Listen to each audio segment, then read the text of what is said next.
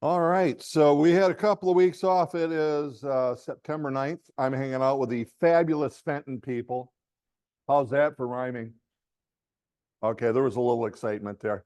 Hey, and the big excitement is we're going to review the purchase agreement. In all of the changes, I'll tell you what, if you want, you can hand these out to the gang here. That way they'll have, because I won't have it up on the screen for them. So let me preface today this way. We are not going to discuss the why we didn't, what should we, this should have been here. So pardon me for putting that right up front, and just we're going to talk about what's on the purchase agreement and clarify any understanding and what changes did occur. If you have suggestions for future adjustments, you can send those in an email to me, and we will hold those for future consideration. Oh, let's see, what else do I got to have? It may not be a bad idea if you have this printed out so that you can take notes and maybe clarify where these changes are so that you know exactly what that is. So here we go. First thing is just where you see the highlights or the changes. So we've got in all the common personal property stuff, boilerplate, it's in here. Invisible in-ground fencing and related equipment is an addition to that paragraph. Okay. There was also a minor, if you never caught this before, but if you're do properties where it's a little bit more remote, heating and cooking fuel in tanks, whatever's in it is included. The purchase agreement does state that you must keep it functional and operational. I would encourage you to take a look at clauses. There's clauses in there, one that has been added recently to help not just with the aspect that makes sure it's full, that when you give us possession, that it has it and it's operating, but that it will state that there's a certain amount of fuel that should be in it to be maintained correctly so that there's not any last minute additions to that. The next is just, we actually added slightly to, let me get this back down. There we go. Paragraph 1, where it is what's not included. So I want to give clarification. This is PA 101. If it's not on the purchase agreement, it's not included. If you, and this is what this one is saying, that you may have said, Mr. and Mrs. Seller, that the chandelier in the dining room is not included in the listing. But it has to be stated on the purchase agreement, and this is now very clearly making sure that that is stated, that the following items are excluded. So any attached real property is excluded only if it's on this purchase agreement. Okay? And guys, I can't watch as much in regards to the chat as I had previously. So if you have questions, feel free to come off of mute. Here's Hey, your next Darwin. change. Yes. I did put in the chat. So are we correcting the tax ID field, and can we give more room for the legal description? Yes, that has been put in.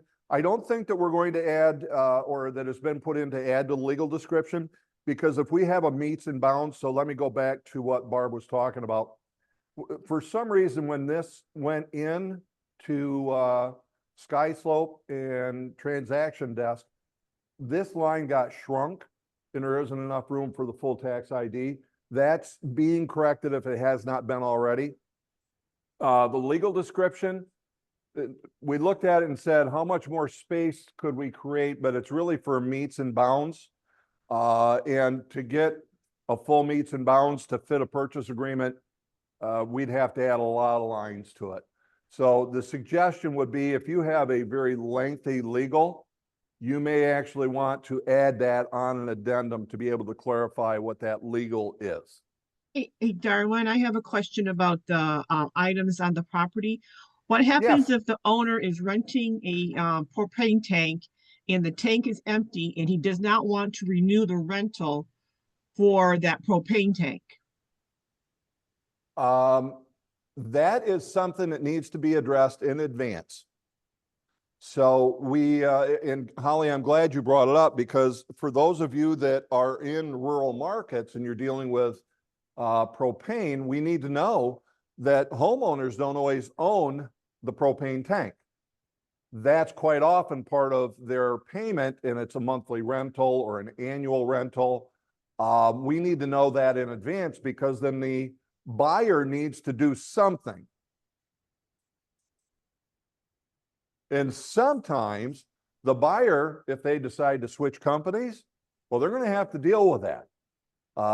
So that's something that we have to, I'm going to say, not deal with necessarily at the time of closing, but know that the seller is responsible, but the seller doesn't own the tank. We need to make sure that the homeowner or the new homeowner, the buyer, actually addresses that prior to closing, so that they have heat and cooking fuel post-closing. Great question. Question. Did I miss the invisible in-ground fencing and related equipment? Because Yeah, it's right here highlighted. okay, that was just added. This is just in addition to that paragraph. Yep. Okay, that's going to be a problem for a lot of people if you guys aren't aware, because that's extremely expensive and it's made to take with you. Yeah. Yep. And so people are going to need to know that that's in there. Beneficial to our buyers, right? And if it's an issue for, the seller, then they're going to have to counter an offer if they do not want to take that. Yes, Because it is in ground and the related equipment. because how it works is they leave the wire, but you take the equipment because it's thousands of dollars. And you can put a new wire in at a very reasonable cost to your new home. So that's real different. That's like leaving Yeah, something. it is a definite key to make sure that you know it's in there. Again, great for our buyers, but we need to be reading all purchase agreements word for word. Okay. Because, Deanna, you just pointed out, here's something that could be $1,000, $2,000 that it could cost a seller. Tax prorations, as Phil just talked about, that could be a huge hit, because it's going from being a credit to a seller to a debit to the seller. So think about that. That could be twice as much, right? So we really do need to read the purchase agreements, and it's important, because there's things that we do when we make changes, and then all of a sudden we go, oh, I didn't know that was in there. And those, I'll say it's been in there. Darwin? Here's one. Yep, go ahead, Barb. So what was the mindset behind adding the equipment? Because those collars and stuff are more valuable to the owners because they fit their dogs than necessarily the majority of the buyers going in there and wanting to buy a house with an invisible fence. Like, I understand the fencing part staying, but I don't understand the other, like the collars and stuff staying. So like, yes, it can be $1,000, but 9 out of 10 times those collars aren't going to fit the next buyer's dogs. Or they might not even have them. I agree with Barb. Exactly. I just. Well, here, guys, we don't want to beat this to death because the change is there. Just know that it's there, but this is from input and what we've seen with other purchase agreements. That it's a clarification, because the last thing you want to do is have it ripped out of the ground when somebody saw and, well, that's permanently affixed. All of a sudden you've got an issue. So it's just bringing the two together. And again, it was come from suggestions and what we've seen with other purchase agreements. Okay. The key part being, look, it's our purchase agreement. It's good for our buyer. It's on our purchase agreement. make sure when you get one from our purchase agreement, that if it's important to your seller, that you do negotiate that. Okay? And maybe they buy new ones. Maybe they give them a credit.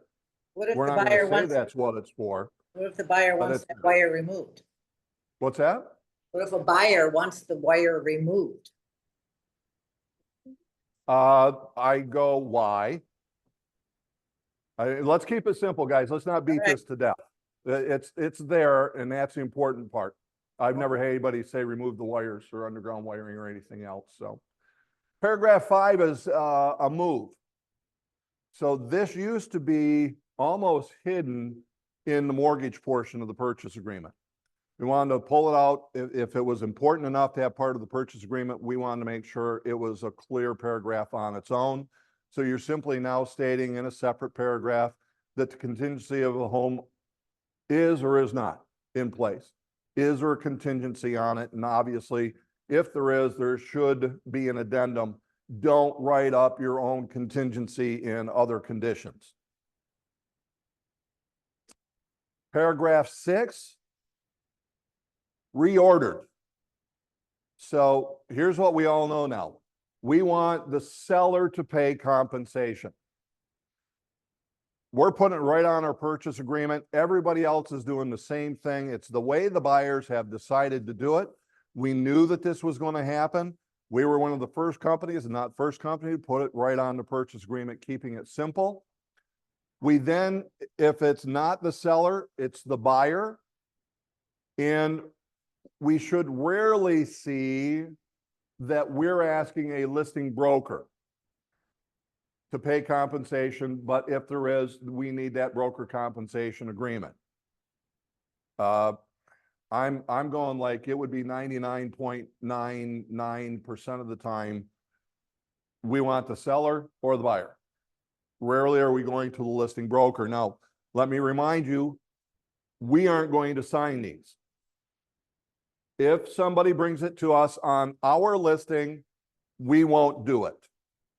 And if somebody says, well, it's on your purchase agreement, well, yes, and we never use it. Keep it simple. Okay, keep it simple.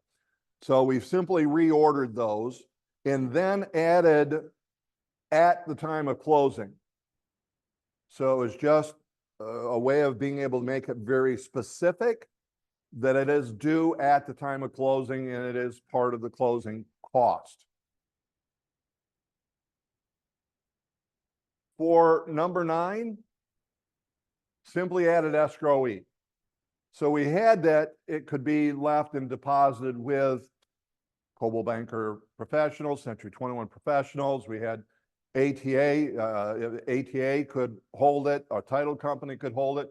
It could be that you sold new construction and the builder is going to hold it.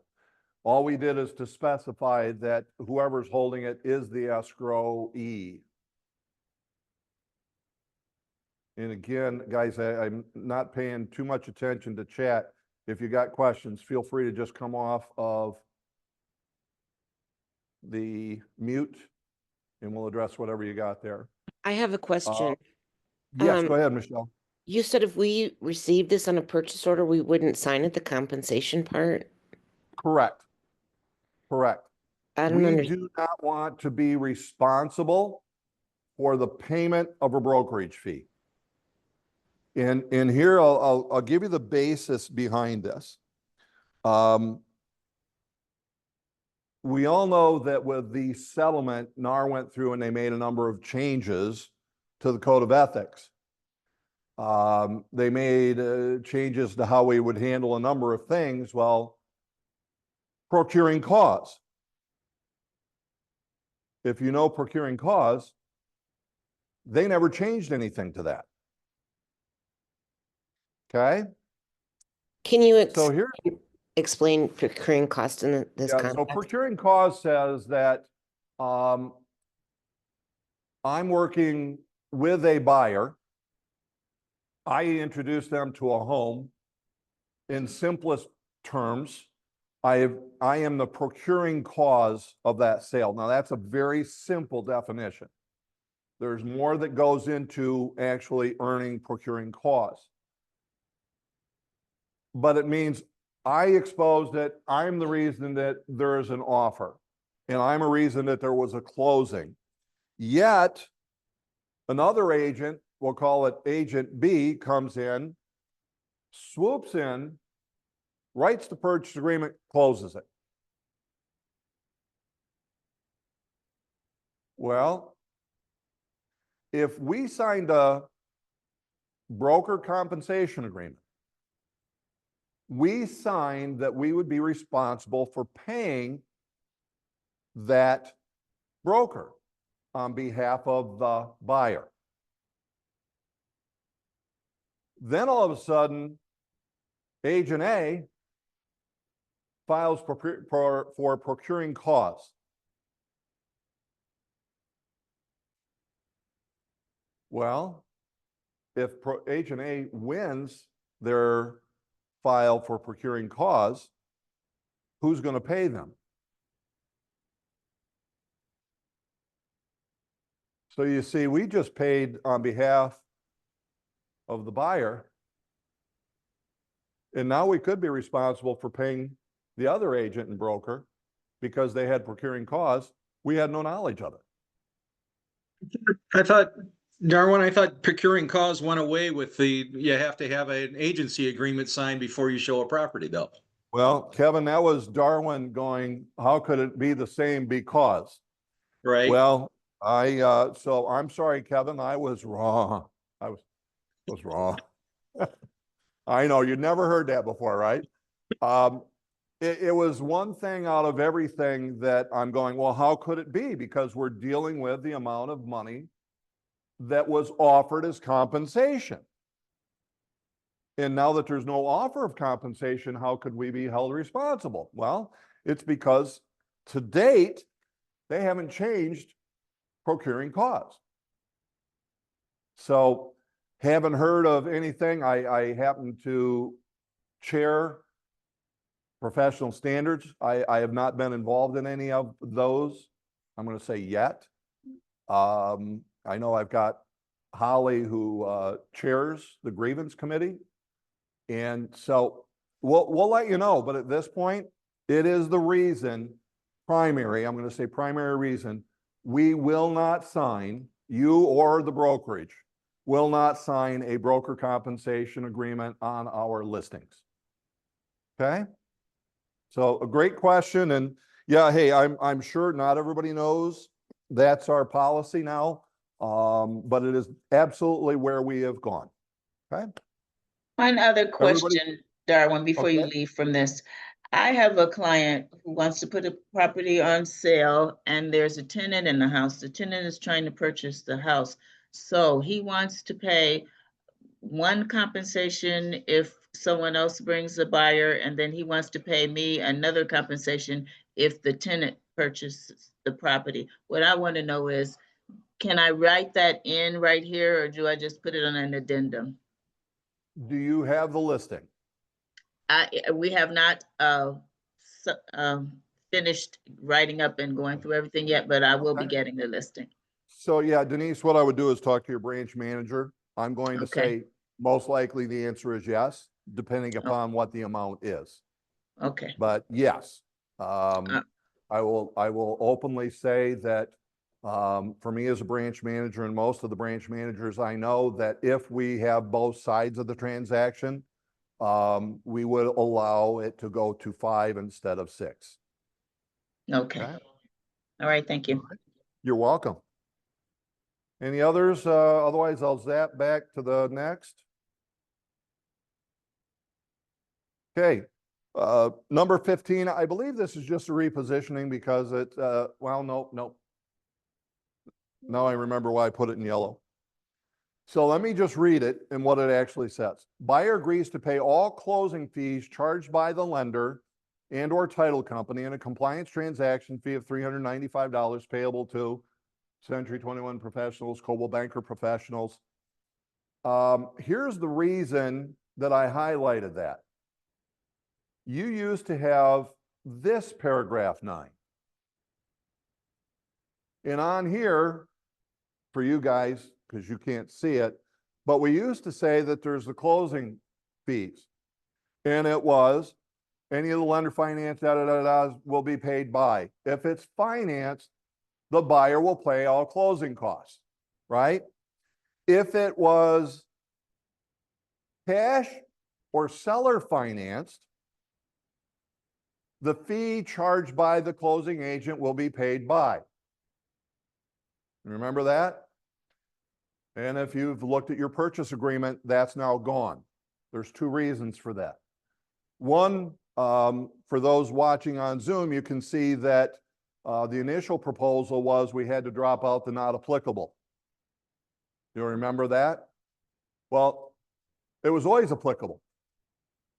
I knew what the intent was behind having not applicable, and it never registered because I knew the intent.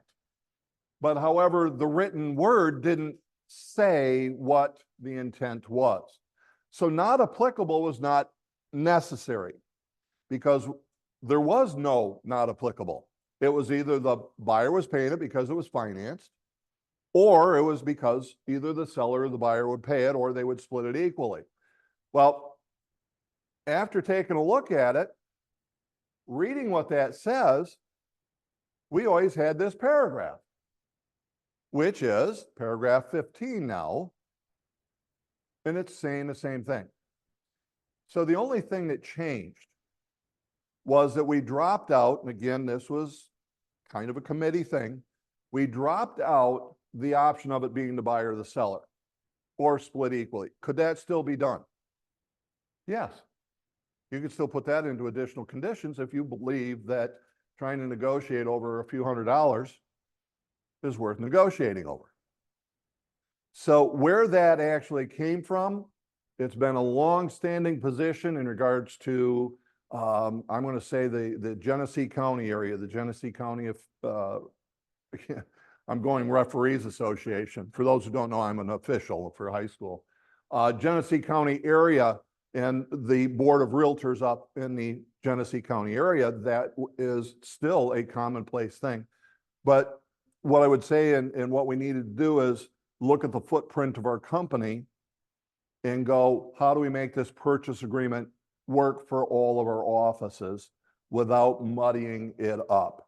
So what we realized, that old paragraph number 9 and number 15 here, it was redundant, other than who would pay it if it was cash or seller financed.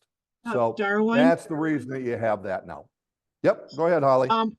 Do we still waive the fee for veterans then? The answer is yes. Yep. So the $395 for veterans is waived.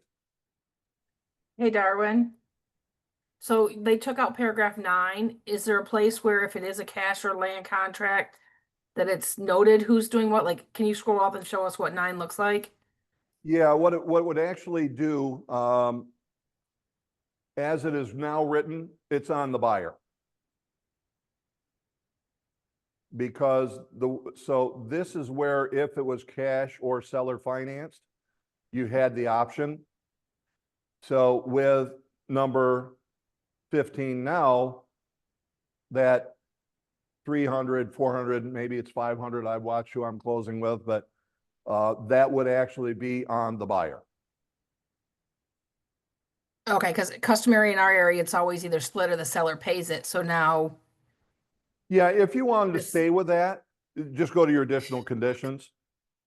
And you would put the closing fee charged by title company, closing company to be split. And that's why I say is it a negotiable item? It absolutely is. Is it something that we want to put into it? Or just highlight to an agent that, hey, by the way, I want you to know that with a closing fee, my buyer's paying it. And take that into consideration with your negotiations. Darwin, how many days are you giving them for this deposit then? For the earnest money deposit, Yep, I thought it was supposed to be when they Oh. signed the contract. well, let's do a couple of things. Let's address the earnest money deposit first, and then I want to go to possession because there needs to be a clarification. One of the managers hit me with yesterday, and Lauren, thank you, because I almost forgot it, and now Marietta gave me that reminder. Earnest money deposit. This is written that it says we're going to get X amount within blank calendar days. Now, if you have it, you put 1 or 0, meaning you already have it, you make a copy, you provide that after, what's the word, crossing out the policy or the account number, okay? I think it's just what's a reasonable amount of time. I will tell you that typically for me, I'm 3 to 5 days. I am going to get it within 3 to 5 days of acceptance by the seller, okay? But if you have it, 0 or 1 could go in that blank. You know, how long do you need to actually get it in hand? And then, of course, know that the state of Michigan says the broker, not us as salespeople, but us as the brokerage. We have 2 banking days from notification of acceptance from the seller and the receipt of. So we could have it, otherwise, when you receive it as an agent, we know we are to turn it into the office immediately. That's not just company policy, but that's what our state laws that govern us as agents requires that we do. The brokerage can hang on to it. We don't, but we have 48 hours from receipt of seller acceptance. Okay? So what would go in this blank? 1 to 5, unless if you've got it, you could put 0. Okay? Now, here's the one that I want to cover. And I think everybody pretty much simply understands the first part at closing. Darwin. Yep, before go you ahead, go Lydia. forward. Okay, so for me, what I've been doing is because there's an inspection clause that we can use. The clause says that the earnest money deposit will be given up like 2 days after, let me see, after the inspection. No, it doesn't say that. That's how I've been reading it. Paragraph 9 does not mention anything toward No, that. no, It no, says- the clause, there's an additional clause that we can use in the clauses. Oh, There's okay. an- Now, yeah, so guys. There's what an Lydia's EMD talking about, clause, yeah. There is one in the clauses. And you can give it 2 days after inspection. Yes, yeah, but I'm going to put a kibosh on it, meaning it's in there because if a buyer says, I want this, then I try to, well, here, we're going to do it because that's their offer. Right, I don't want to suggest it. I okay, don't, as their agent, I am not going to guide them, counsel them, or suggest that we make the earnest money deposit to be received within 2 days of removal of the inspection contingency. right, okay. I don't want us to do that. Now, I'll give you a scenario, and this has happened to one of the agents that when I was in an office managing. They did it as we just talked about. 15 days goes by, they remove the contingency, and guess what was realized a few days out from the closing? We never collected the EMD. Why? Because we forgot about it. No, normally not an issue, because believe me, it happens. Now, not a good thing, because typically if it's not collected, the mortgage company goes, oh, no problem. Look, just write an addendum, put that the earnest money is 0. Because we're finding it right before closing. Well, here's the issue. That is acceptable if we close. But what I'm bringing up that happened, did the inspection, forgot to collect it, we're coming upon closing, and guess what the buyer says? I don't want to buy it. I'm not going to close. What does the seller say? Fine, but give me the EMD. Uh-oh. Guys, who's going to pay for the EMD that was never collected? If you're pointing anywhere away from you, remember the other three are right back at you because it's you. You made a mistake. I won't do that unless if it's a specific request from the buyer, which I've never had happen. I don't want to forget about it. Let me do everything as normal. So that's the reason I think we want to collect that earnest money deposit as soon as we get an offer accepted. They shouldn't have an issue because look, if you think you're going to back out, I don't want to work with you. We shouldn't be writing this offer. There's the terms of the agreement that allow you to back out. And if you're going to back out for any other reason, what the purchase agreement allows, you should be forfeiting. But remember this, it's not just the forfeiture of the EMD. What else could happen? They could be sued. Well, I call it specific performance, but that's tough from a buyer. But liquidated damages. It's not just the forfeiture of the EMD unless if that's what is settled upon. So you get into that, you get any forfeiture of an EMD, make sure you get your branch manager involved with that. Let me address a quick one, or at least I hope it will be with possession. We don't have damage deposits. We collect 1.5 times. There's extra money in there. I'm going to say just in case, right? But here's what it says. This is the one I want you to really understand. And do not be afraid to put a large amount in this blank. If seller fails to deliver possession as specified herein, seller shall pay $200, $300, $400, does it need to be $500 per day, and may be liable for the cost of eviction, actual attorney fees, damages, and other costs incurred by the buyers in obtaining possession and collecting any amount due. I like to refer to this blank as the get the hell out of my house. Is that kind enough? Get out of my house. Now, if I put $300 in there, 300 times 30, that's $9,000. You want to stay? Let's create an agreement for that. Let me extend it for 7 days. You want to pay $300 a day, but it's a penalty. Get out of my house. That is not a nice number. That is get out of my house. Because how much does it cost to stay at a hotel these days? A lot, right? What, 200? Could be 300? What's a cheap one? 100, 150? How many days do we want to stay in that puppy? That a weekly Right? thing? It's this guy. Get out of my house. Make it hurt. Don't Hey, Darwin. encourage them to stay in your house. I have a question. I'm in Livonia here. Yep. I have noticed that a lot of the purchase agreements that are coming to me have damage deposits. Am I missing it on Yeah. ours? Why are we not doing that?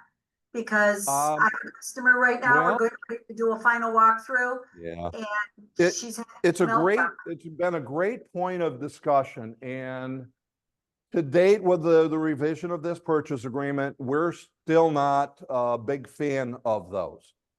And let me give you an actual, here it is again. I've got a few experiences over 38 years.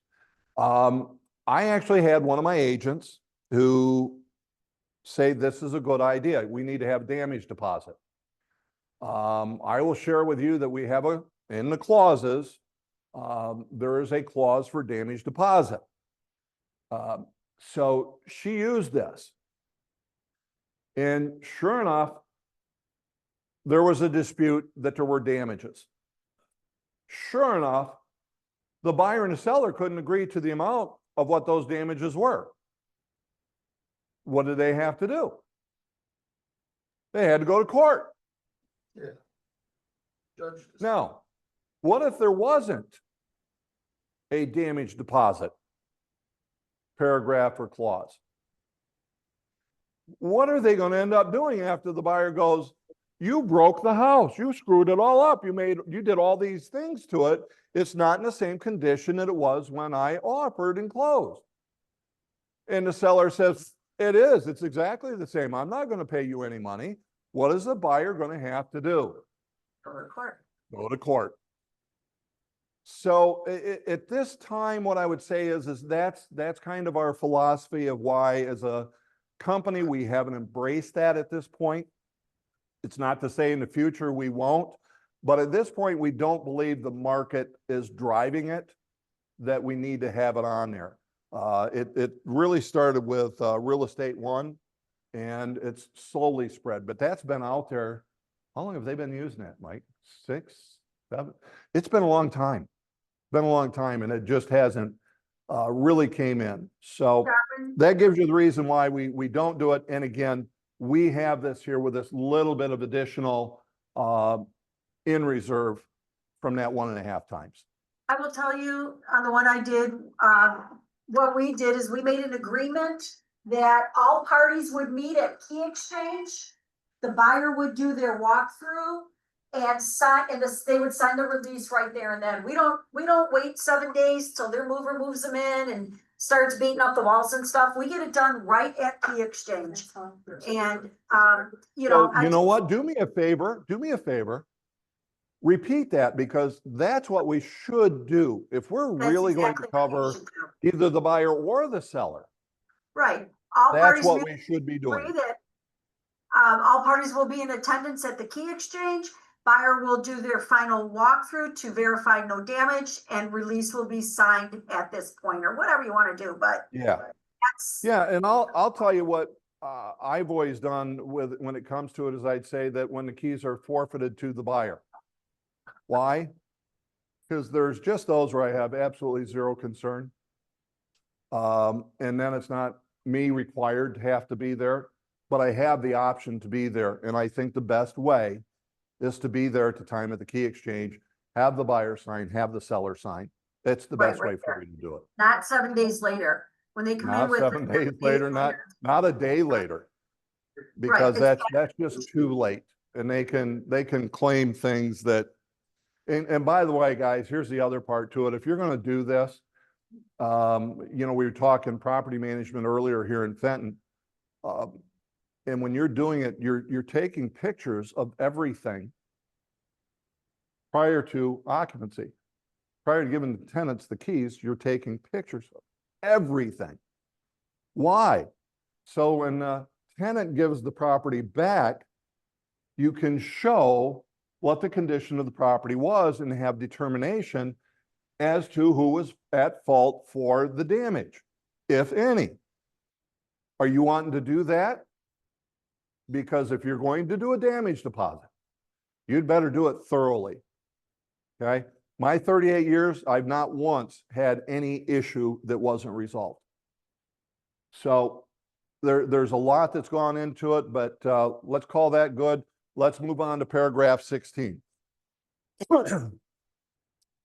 Paragraph 16 is probably the most serious and most important update. One, what you see in green is seller shall pay transfer taxes and other costs required to convey title. With the last revision, that somehow got deleted. So there were just assumption made that we were going to handle it the way that we've always handled it, but it was not in writing. So it was an oversight. It's been added back in. We've then clarified further in regards to all of the possibilities. So again, we are a company with, I believe, 23 offices now, with the addition of Gladwin into our company. We have to cover from Gladwin down to Plymouth, Northville, to the west side of Lansing, and all the way out to the east side with Port Huron.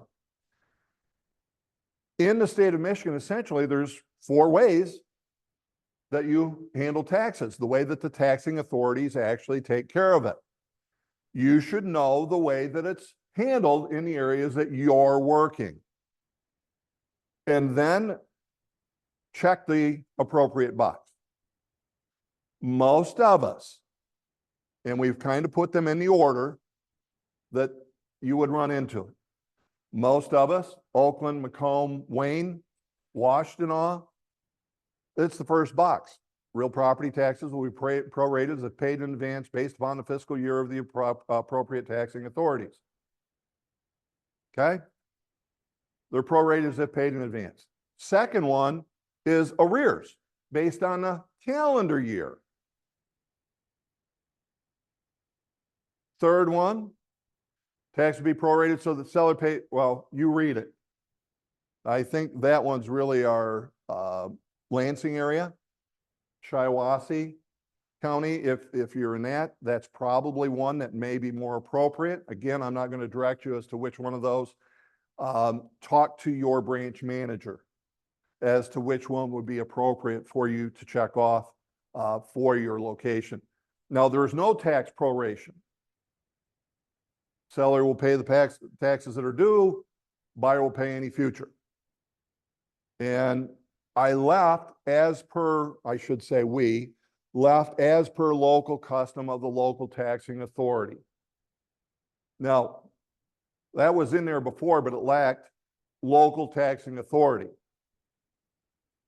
That's the last one that I would want you to check off outside of other, but other would be unique, and that's another one of those 99.99%, you'll never use it. You're going to next never should be using as per local custom. That's basically, I don't know how it's handled, so I'll just let you guys figure it out. But an advance is a credit to the seller. Arrears is a credit to the buyer. So we need to know how those function. But anyway, there's now full clarification. You cannot misinterpret how they're written. Any questions about what we've got in yellow, paragraph 16? Okay. An addition is buyer. You need to know that your taxes are likely to go up, initial that we've told you so. Don't leave that as an option. Don't leave them on initial. You could find yourself in trouble. Because if you haven't been telling your buyers that, if you haven't been educating your buyers, then you've probably been getting those calls and going, what the heck? Nobody told me that my taxes were going to double or do whatever they did. Well, now you've got it to where it's there and they have to initial it. Now, I'm going to throw this out because I know how many of us are. We have digital signing now, right?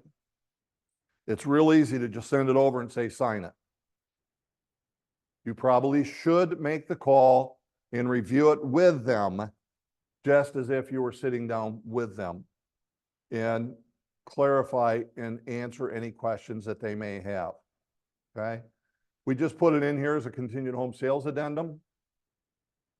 So that's all that one was in paragraph 25.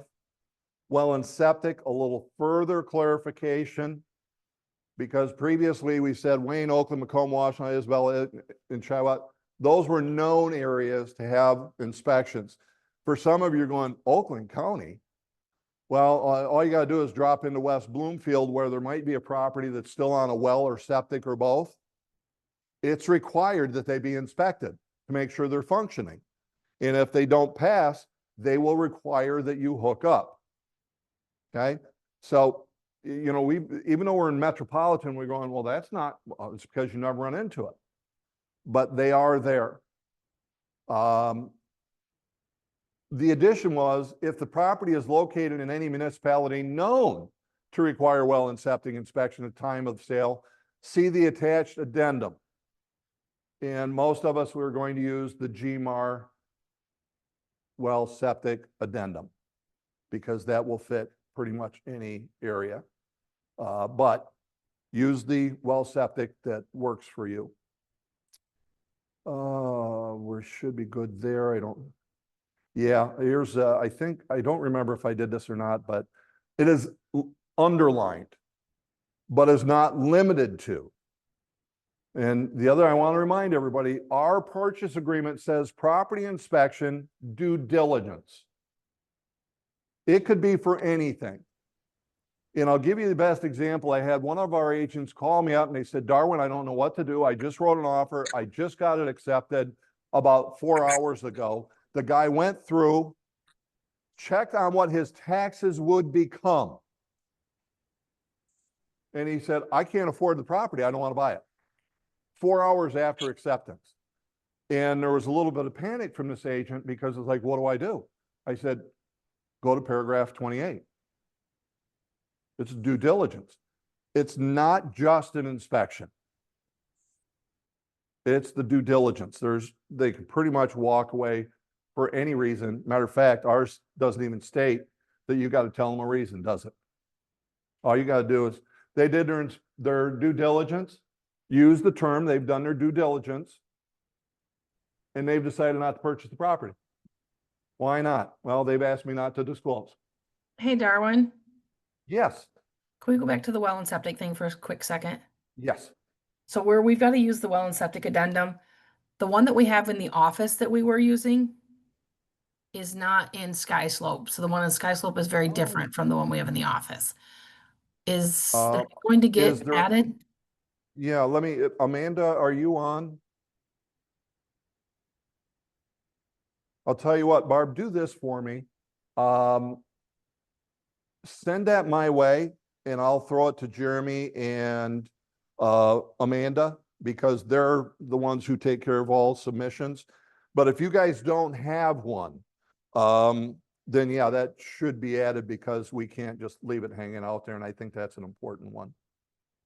So if you'll email that to me or email it to all three of us, that would work too. Okay. Perfect. Hey, Thank you. Darwin, Yes. on the well and septic, I've never sold a house with that, and I'm wondering who pays for the inspection on the well and the septic tank? It used to be stated that seller would, and we removed that because really, I never wanted to have my buyer work with what a seller has provided. I want my buyer to be able to see it itself, so it is on the buyer. Now, I'm going to clarify that, however. If it is required by the local municipality, it is the seller, because that's the way the municipalities have written it. They must provide. Now, could that be done that you have to pay or you have to reimburse me, buyer?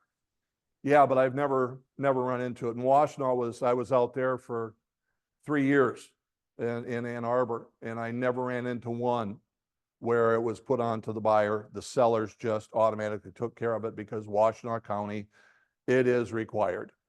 And then you have approved companies to do those inspections. So they have to live up to what the county standards are as to whether or not the well and septic is functioning correctly. So Darwin, so with those counties, do you recommend that the sellers get those inspections before they list the property? Not necessarily before, but order it as soon as you know you're selling.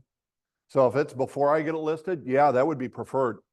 Move on those inspections that are required right away. Because otherwise you may end up with a delay, because it's got to be done. Therefore, just do it, seller. It's your responsibility. Yes. How long Yep. are the inspections? Sorry about that. How long are the inspections good for? Like 6 months, a year? It depends upon the municipality, but yeah, I would tell you, I think most of them, from what I could remember, were 1 year.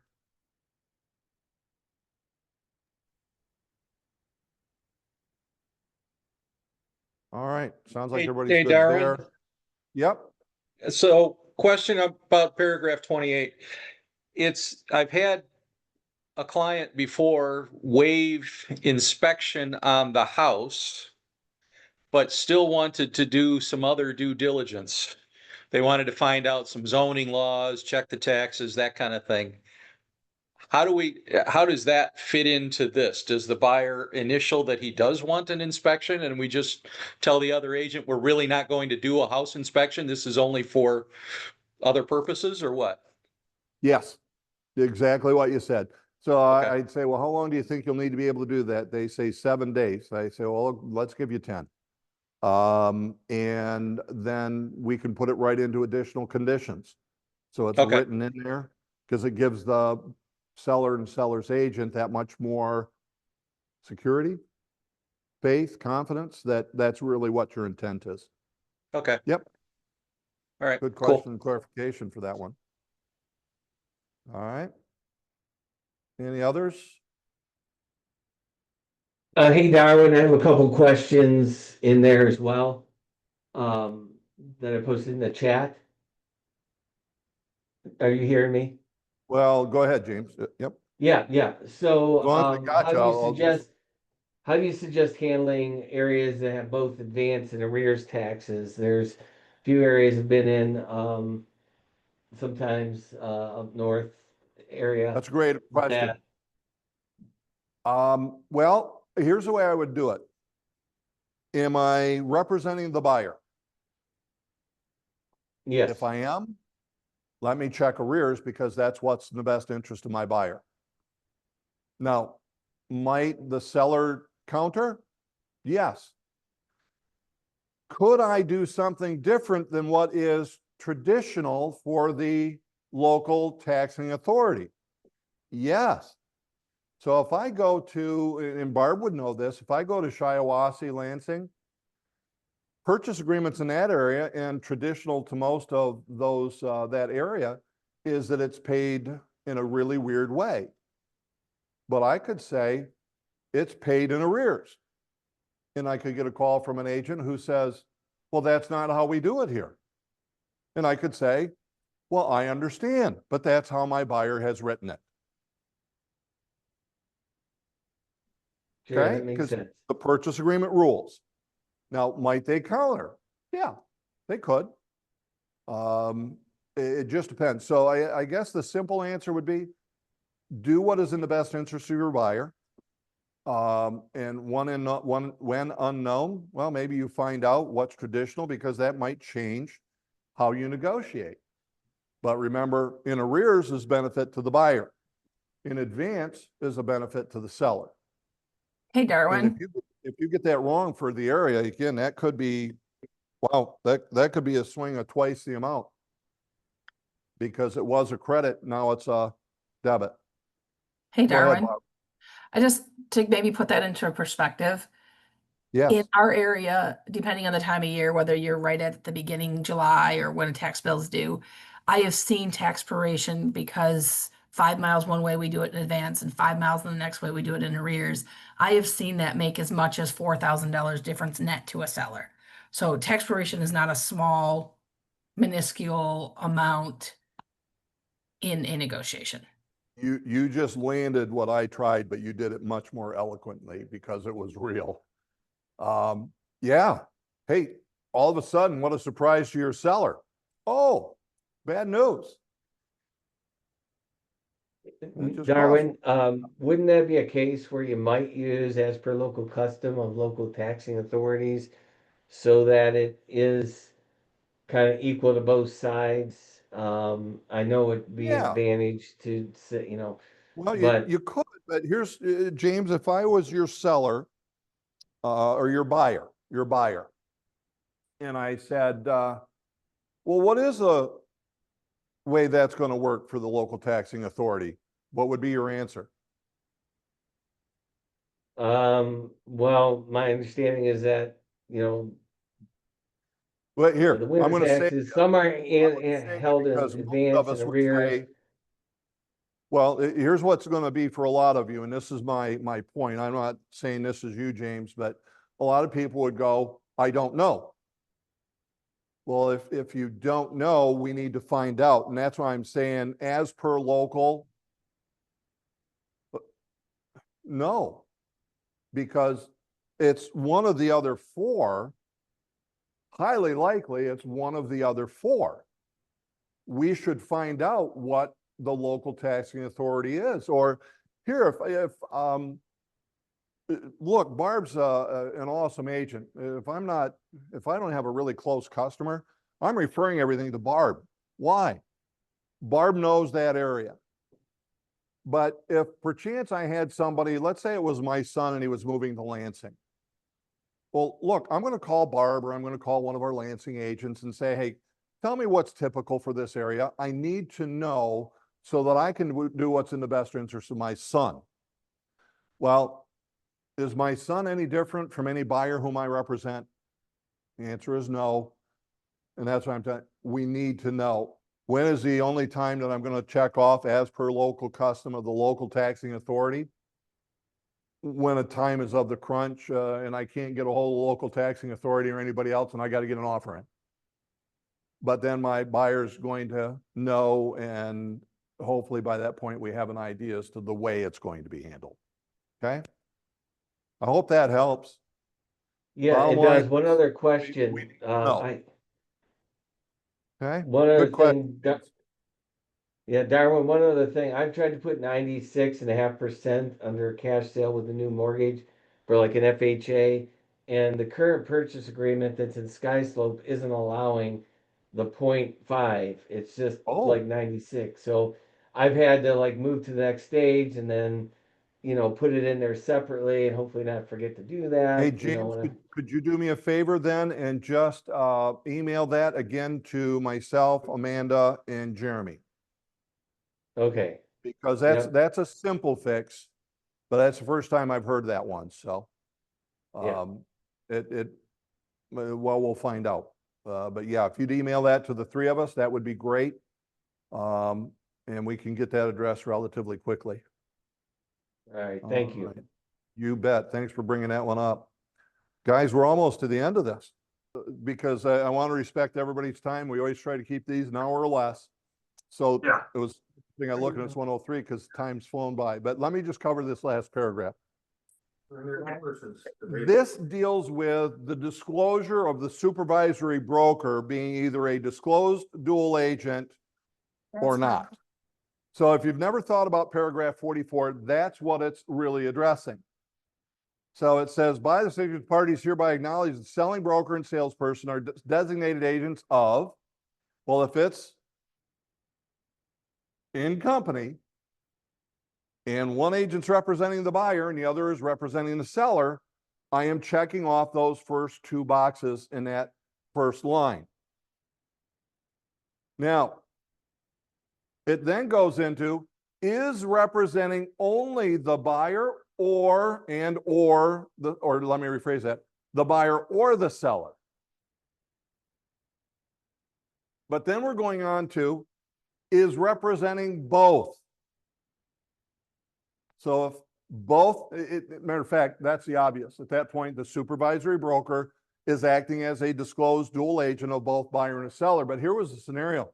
And actually, gang down there in Livonia, Jeff brought this to my attention. He's good. He said, Darwin, what about when we have both sides, but we're not representing the buyer? Well, then the supervisory broker is not a disclosed dual agent because we only represent one party. That was the reason for the change in paragraph 44. Okay. Lastly, this is just a reorganization because agents, when it was going across, didn't even address and check off a box. Here we're saying either accept it as written or it's subject to the following changes. And those are your changes. Is there a reason we got rid of the rejected, like when we have multiple offers? We got rid of the rejected box? Yeah, it was hard enough to get anybody to check anything off, let alone have them check that one off. And they can simply go, rejected and initial anywhere. So it was a matter of what's the important ones that's either accepted as written or subject to. It's nice to request and get that it was actually rejected with seller's initials, or if they put rejected and sign. I just don't want any confusion, but it's tough to get an agent to be able to do that. And they're not required to. I should say get a seller to do that, and they're not required to. So it was just in a decision to be able to reformat and try to get them to really check off one of the two very important ones.